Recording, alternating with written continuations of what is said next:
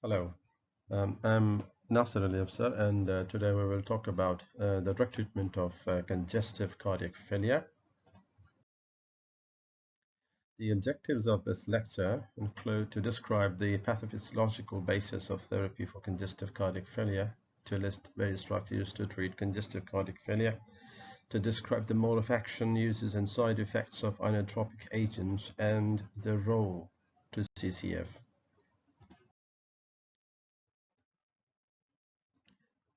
In pathophysiology of cardiac failure, decreased cardiac output or increased pulmonary capillary wedge pressure is central to the concept.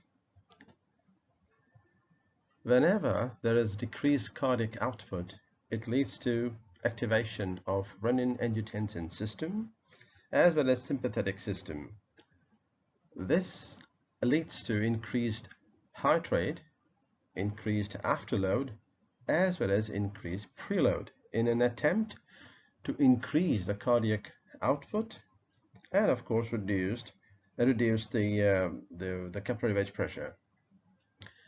Well, this new response may lead to cardiac ischemia, which may aggravate the left ventricular function. So whenever there is reduction of the cardiac output, it would lead to symptoms which are characteristic of cardiac failure. For example, the pulmonary edema, the ankle edema, and so on. Now,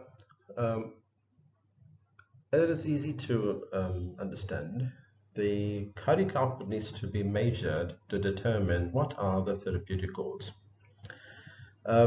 So this measurement of this important parameter can be done with the ejection fraction, which is a commonly done parameter measure in this regard. Ejection fraction equals stroke volume divided by end diastolic volume. In other words, the fraction of blood which is ejected per beat.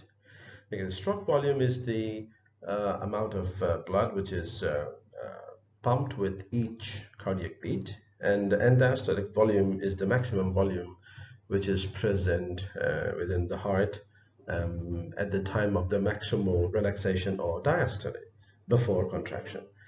So normal ejection fraction equals 50 to 70% of the total amount present, of course. So since it's a fraction, so 50 to 70%. There are certain subtle variations seen in the literature, but this is by far the most common and commonly used range in this regard.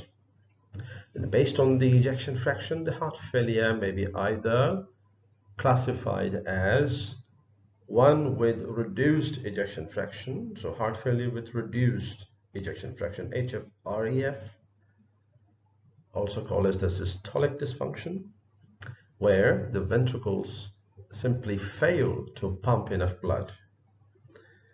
And the other type is HFpEF, or heart failure with preserved ejection fraction, also called as the diastolic dysfunction, where ventricles do not fill appropriately before contracting. Now, since they do not fill appropriately, they do not pump adequate amount of blood as well. So this leads to the sign and symptoms common to both of them with some differences. There are certain differences between the underlying causes, etiologies, molecular mechanisms, and pathogenesis, and this could be very well reviewed in a review shown here.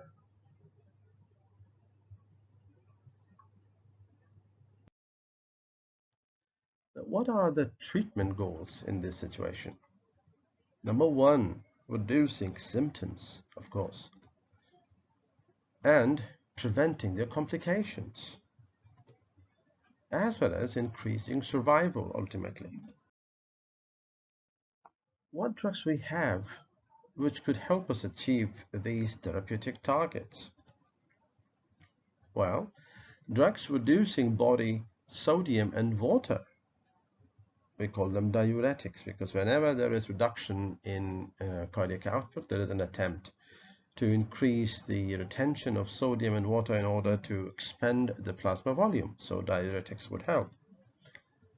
Drugs reducing the preload and or afterload. And the most important drugs in this group are angiotensin converting enzyme inhibitors, angiotensin receptor blockers, as well as nitrates. And then, of course, we need some drugs to correct the deleterious neurohumoral axis, which is in place, as you could recall, the renin-angiotensin-aldosterone system, as well as the sympathetic system kickstart. So we need to control these deleterious neurohumoral axis. For that, we have angiotensin-converting enzyme inhibitors, angiotensin receptor blockers, aldosterone receptor blockers like spironolactone, and for sympathetic activation, we can stop this with beta blockers, especially metoprolol, bisoprolol, and carvedilol. Inotropic agents like digoxin, phosphodiesterase inhibitors, and beta adrenoreceptor agonists could also help in certain situations. There are other drugs which could be of use depending on the comorbidities and the overall patient's overall pathophysiology. For example, statins, oxygen therapy, antiplatelet drugs, as well as anticoagulants. Now, in this lecture, we would focus on inotropic drugs more than others, because these are the drugs which are covered along with the drugs useful in hypertension, dyslipidemias, and so on, as well as the ischemic heart disease. So the remaining drugs which are inotropic agents would be of a specific I would say target of this lecture.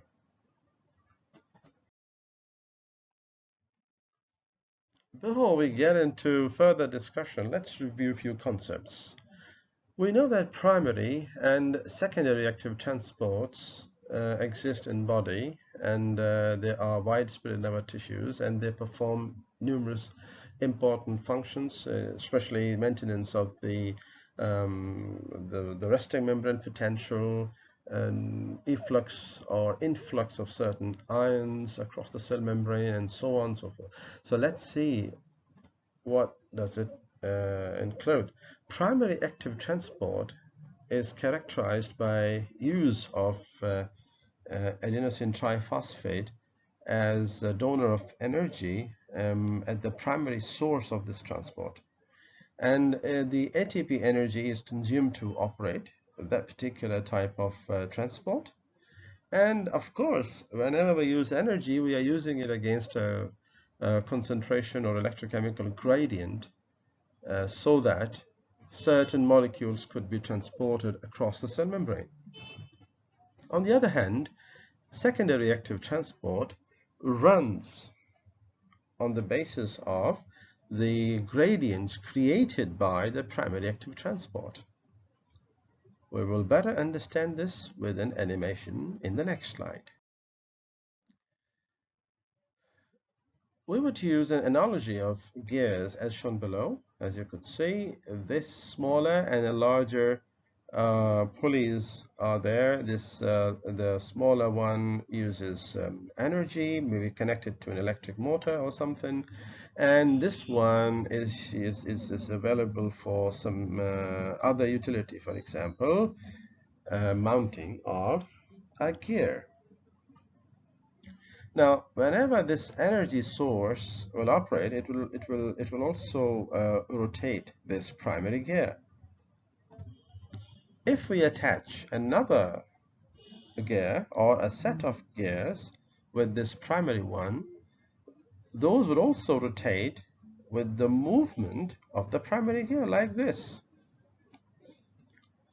So the primary active transport exemplified with the red gear in this animation, the larger red gear, in this animation utilizes the electric motor's power, whereas its activity runs the smaller, greener, the smaller and green, the smaller green gear to perform another function. So this is the source of power, this is the primary gear, this is the secondary gear. So the source of power in this our case is the ATP, the primary active transport in our case, and this could be the secondary active transport.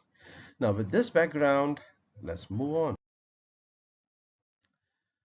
Here we have a secondary active transport in myocardial cells. This is called the sodium-calcium secondary active transport. As you could see, this greener, this green transport mechanism, calcium and sodium, is what we refer to here as secondary active transport. On the other hand, this one, which is pinkish, uses the adenosine triphosphate or ATP as a source of energy primarily. So this would be the primary active transport. Here you would see a segment of contractile elements, the myosin, the thicker filaments, and actin, the thinner filaments, and this blue is the double membrane and of the myocytes. We call it here sarcolemma. Now, with the use of ATP, sodium and potassium are exchanged, and this creates a gradient for the movement of sodium and calcium in the opposite direction. With digoxin, we block this primary active transport here, and this would lead to, let's see what, an increased sodium concentration intercellularly, which will drive the intercellular sodium through the secondary active transport in the reverse direction, and the calcium will be brought in or retained, leading to a more forceful, stronger contraction. This is the basis of using digoxin as an inotropic agent.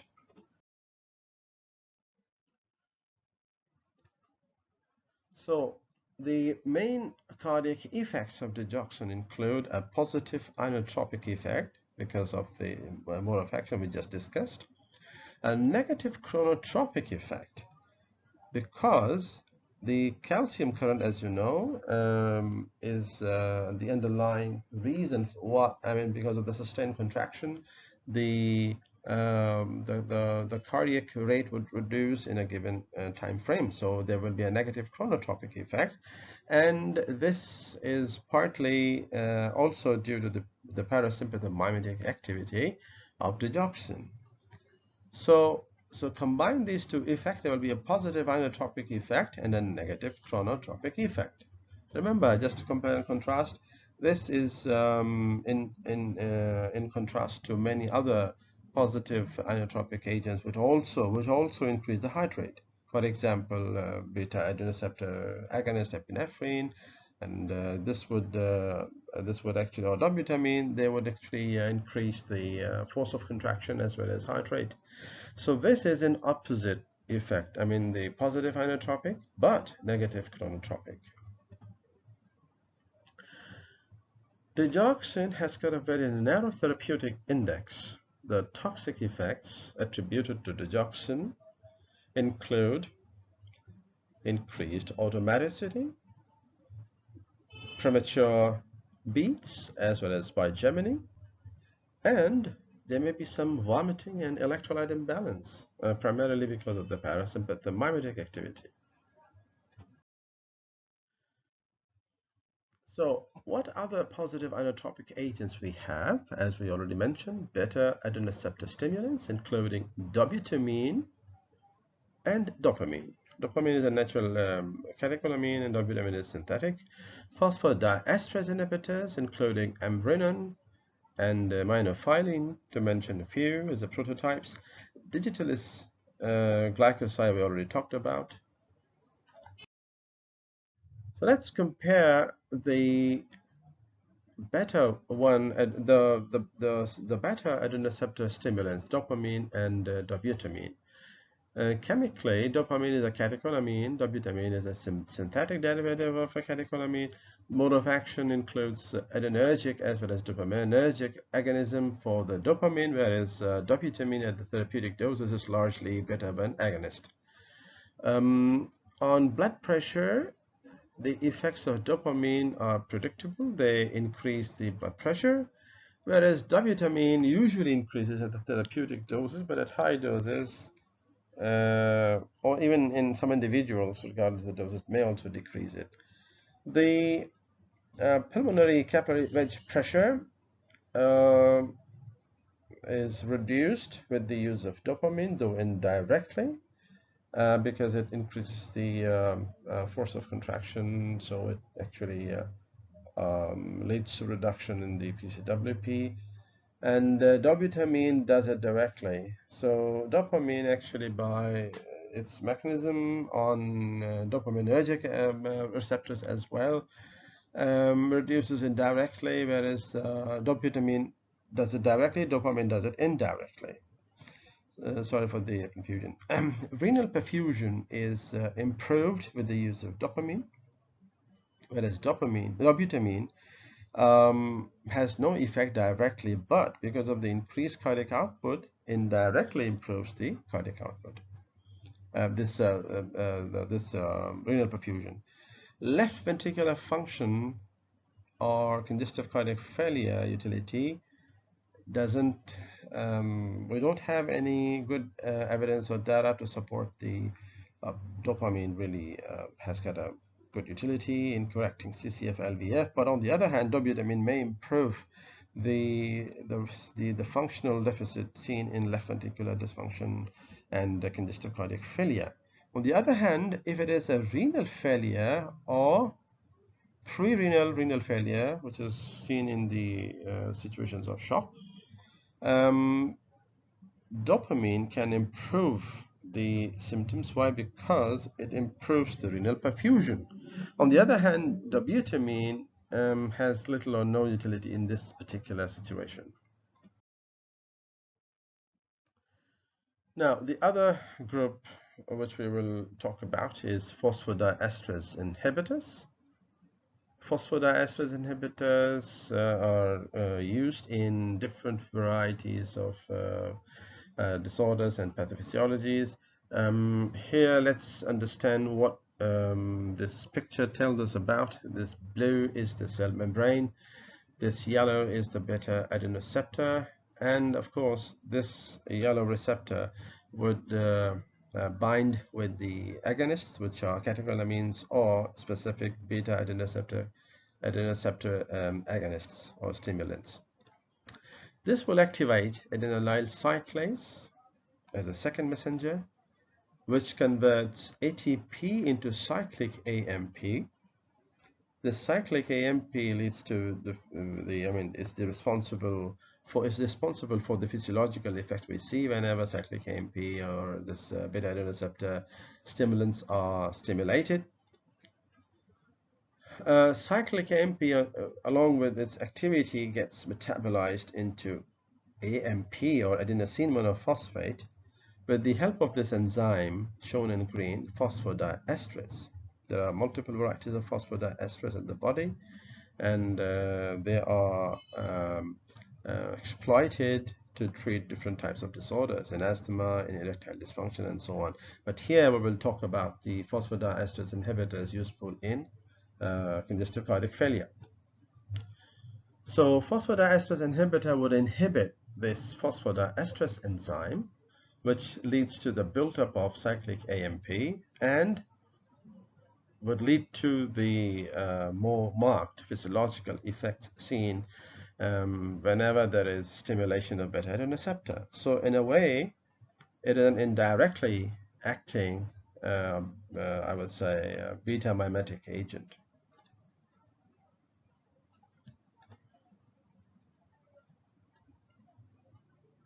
As you could see, with the PDE inhibitor, cyclic AMP and physiological effects mount more rapidly, and the AMP, the conversion to AMP or metabolism into AMP declines. So the other Yeah, for the drugs which are used under this category are Ambrinon as a prototype, which prolongs the intercellular half-life of cyclic AMP the way it is done in the way just the way we saw in the previous slide. It also produces an effect similar to beta-adrenergic receptor stimulation. That's what we already talked about in the previous slide. And it produces vasodilatation, not used much frequently, but for acute renal failure, but acute cardiac failure only. Another drug which is useful in congestive cardiac failure is, it's called Nasaltide, which is as a natriuretic peptide like the BNP or brain type natriuretic peptide. It's a marked vasodilator because it depends on its cyclic GMP dependent second messenger system. It is also given for acute cardiac failure, and Nasaltide has been found to be nephrotoxic, so we only use with acute cardiac failure, but we don't use more often in chronic therapy. Now let's focus on beta blockers. Now this is very tricky. I mean, some beta blockers are also useful in alleviating the symptoms of congestive cardiac failure. So see, this is very tricky. Beta agonist as well as beta blockers. Yeah. So both of these contrasting groups of drugs can be of use in congestive cardiac failure. But there are ifs and buts attached to this. Well, as you could see, the beta blockers can be divided based on their selectivity for beta 1 or beta 2 receptor, their intrinsic sympathomimetic activity, in a way of the partial agonistic activity, or membrane stabilizing activity, MSA, or it's called the sodium channel blocking activity. So based on this, they could be grouped and subgrouped. For example, the non-selective beta blockers could also be group 1, 2, 3, and 4. Similarly, cardioselective beta 1 receptor blockers could similarly be divided into 4 subgroups. And similarly, non-selective alpha and beta adrenoceptor blockers that are there to block alpha 1 adrenoceptors, the one which is implicated in vasoconstriction, and beta receptors, which is implicated in cardiac stimulation. And the ones which are marked in blue, they are the ones which have been tried in congestive cardiac failure and have been found effective.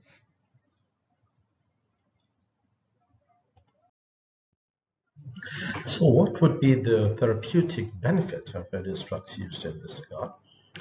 Now, this is a graph plotted between left ventricular and diastolic pressure on x-axis or horizontal axis, and cardiac output on vertical or y-axis. As you could see,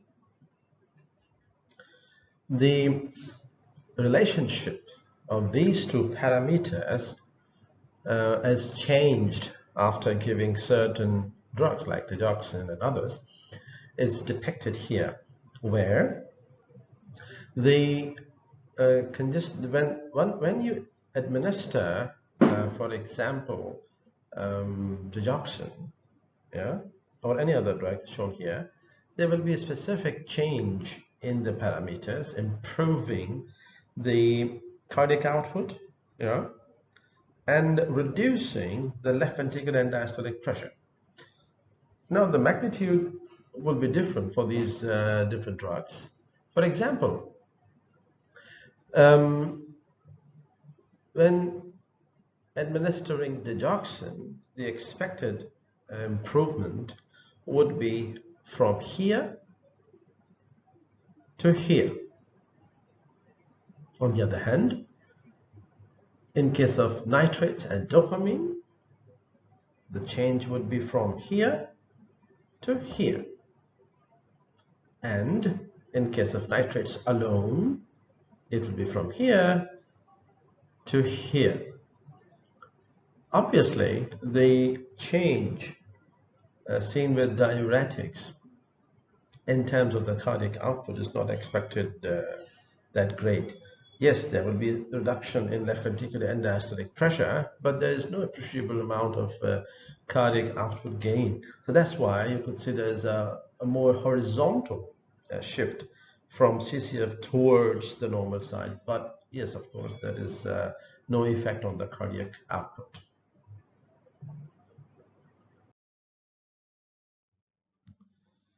To understand the application of different um, drugs, whatever we talked about, let's consider an analogy.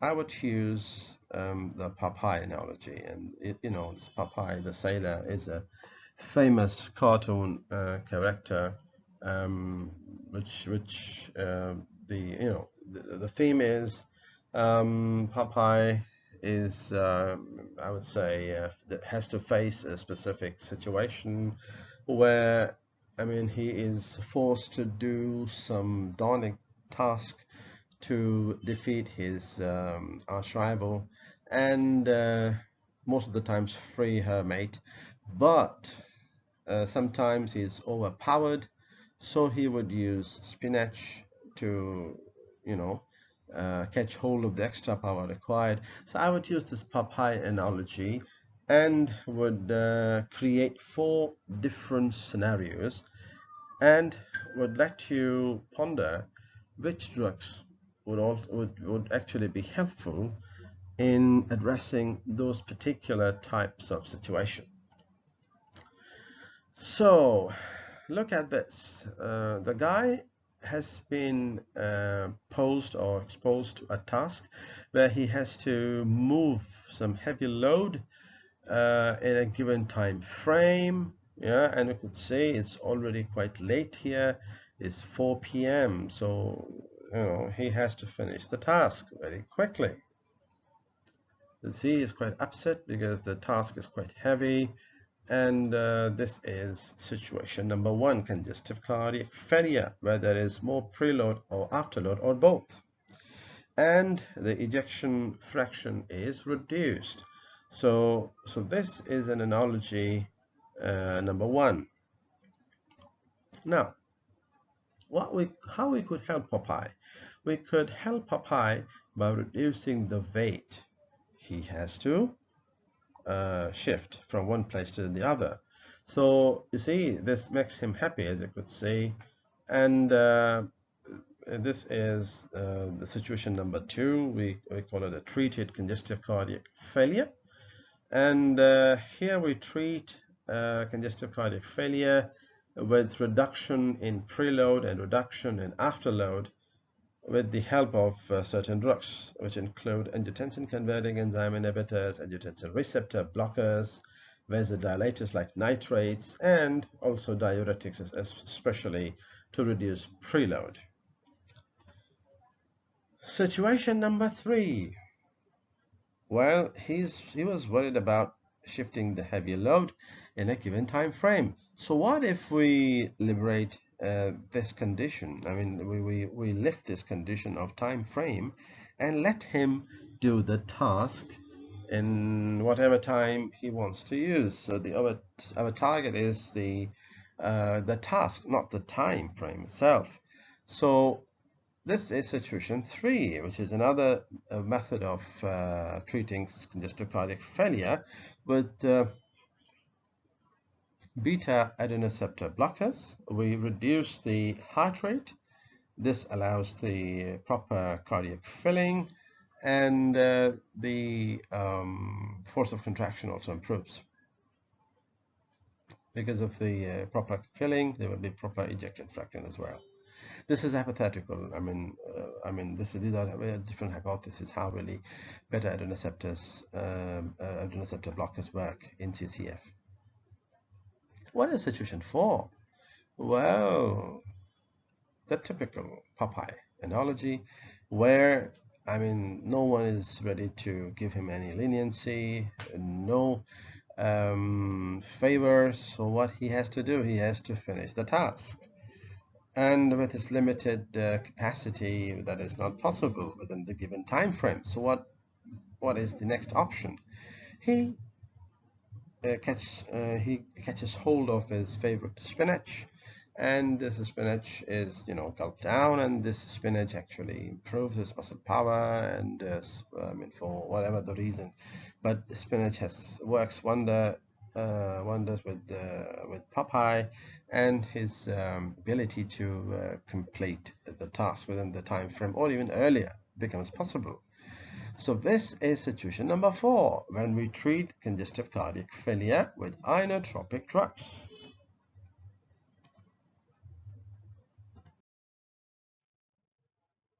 An important question here would be which drugs to use. Well, it depends. What is the aim of or the objective of the treatment? It's just like which athlete will be suitable for a sprint versus marathon. The heart failure with reduced ejection fraction responds well to pharmacological therapy. The angiotensin converting enzyme inhibitors, angiotensin receptor blockers, and beta blockers are the first-line drugs. And they have a track record of showing improved long-term morbidity and mortality with limited side effects that are quite well tolerated. So no wonder they are the first line of the drugs used in this regard. Additional drugs which have recently shown to improve mortality and reduce morbidity as well, controlling difficult to control symptoms and conditions with the first line drugs alone. These include aldosterone antagonists, ARNIs, ivermectin, and SGLT2 inhibitors. The inotropic drugs, on the other hand, they are reserved for acute functional deterioration on a short-term basis only. They are not designed and not used in the long term for the reason of their additional side effects, which makes their use quite difficult to manage. So they do not improve mortality in long term. For example, digoxin, yes, it improves it increases the inotropic activity, but it also increases the likelihood of potentially life-threatening arrhythmias. So overall, these inotropic drugs, they do not improve mortality in long term, and hence they are reserved just to rescue the acute deterioration in the heart condition, the cardiac failure, and only in a short-term basis. In contrast, the heart failure with preserved ejection fraction doesn't respond well to drug treatment. Remember, I mean, just from the from the slides given above, it's the inadequate filling. So inadequate filling is usually because of the thickened myocardial walls, ventricular walls. So because of that, there is little room left for adequate heart filling. And because the filling is improper, of course, the output will be reduced. So far we do not have the drugs which can control this type of heart failure very well and improve considerably the mortality or morbidity. But the emphasis is instead given to the aggressive management of symptoms. For example, you can control the volume overload with diuretics, and also control comorbidities like diabetes and other underlying conditions and risk factors. So let's summarize what we learned. We know that decreased cardiac output is the central problem in congestive cardiac failure, which depends on which is coupled with activation of renin-angiotensin aldosterone systems, and also sympathetic activation, increased heart rate, increased afterload, increased preload, worsening left ventricular function, partly because of cardiac ischemia. And this all picture ultimately leads to production of symptoms or deterioration of existing symptoms. So we can help alleviate this problem by using angiotensin converting enzyme inhibitors, angiotensin receptor blockers, renin antagonists, aldosterone antagonists, and diuretics with the aim to suppress the activation of renin-angiotensin system and the sympathetic system. We can also use vasodilators and sympatholytics to reduce heart rate, to reduce afterload, to reduce preload, and this improves the left ventricular function, may also prevent cardiac ischemia. And of course, we can also use oxygen to improve the ischemia, nitrates as well, and inotropic agents to improve the cardiac function. So, using all these drugs, there is an improvement seen in the cardiac function.